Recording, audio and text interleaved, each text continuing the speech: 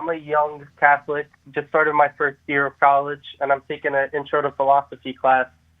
So we went through like the argument of evil, and we went through specifically like Mackey and Hicks. So one thing, like Mackey makes the point that God is not omnipotent because he could have made us with free will, and we always make the right choice. And then Hicks responds by saying that it's like a logical impossibility for God to do that. But when Hicks said that, I kind of had the thought, like, if God can't give us free will, but also let us make the right choice every time, I feel like that's kind of contradictory to what happens in heaven. So I kind of want to, like, can you reconcile that for me? Like, how does God allow the evil on earth while also making it make sense for no sin in heaven?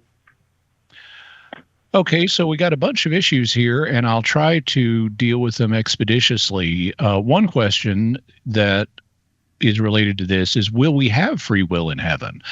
And the church doesn't have a teaching on this, so it's a matter of speculation. And some folks might want to say, well, no, we won't. God's going to take away our free will. If we choose good, then God will take away our free will, and we'll just be good from that point on. No freedom involved. Or if we choose bad, God will take away our freedom, and we'll just be bad from there on with no free will involved.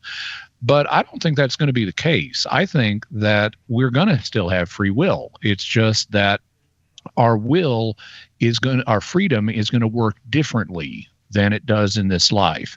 In this life, we have the freedom to both choose among many different goods and among many different evils and among many things that just appear to be neutral. And so we have a wide range of things that we can choose among. Some of them good, some of them neutral, some of them evil.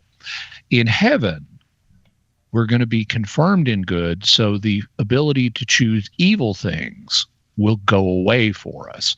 We'll still be able to choose among a bunch of good things and maybe even neutral things, just no bad things. So we'll have a restricted range of freedom there. And the converse would be true for people who are in hell. At least one class of good things will no longer be possible objects of free choices for them. And that's things that are supernaturally good, that involve the supernatural love of God and neighbor. They won't be choosing that anymore. But they could still choose among other things. Now, so I think we will have freedom in the next life, just like in this one. It's just that the range of things we can choose will be different. Now, you might then say, well, why would there be a difference between this life and the next life? Well, God could have created us in this life with the freedom to only choose among good things and not choose evil. He could have done that. But so I would disagree with Hicks that that's not a possibility.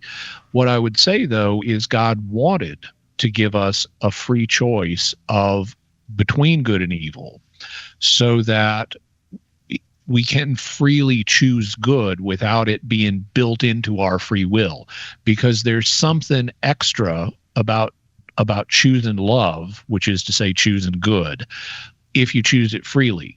It's like in the Stepford Wives, these men build robots of wives who are going to love them, but the robots don't have any choice. And so there's something cheap about the love that the Stepford Wives have for their husbands, because they didn't freely choose to either love or not love their husbands.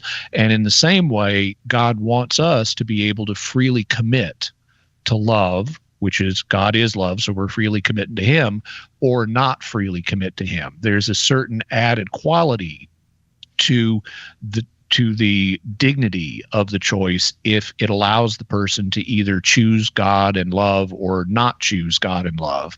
But then once we've made that choice, once we're committed to the path, well, then we're committed. And so in the next life, we'll be committed to whichever we've chosen, and we'll still have free will, but it'll be over the range of things that we have chosen. If we choose good, we'll have the ability to choose among good things. If we have committed to evil, we'll have the ability to choose among evil things.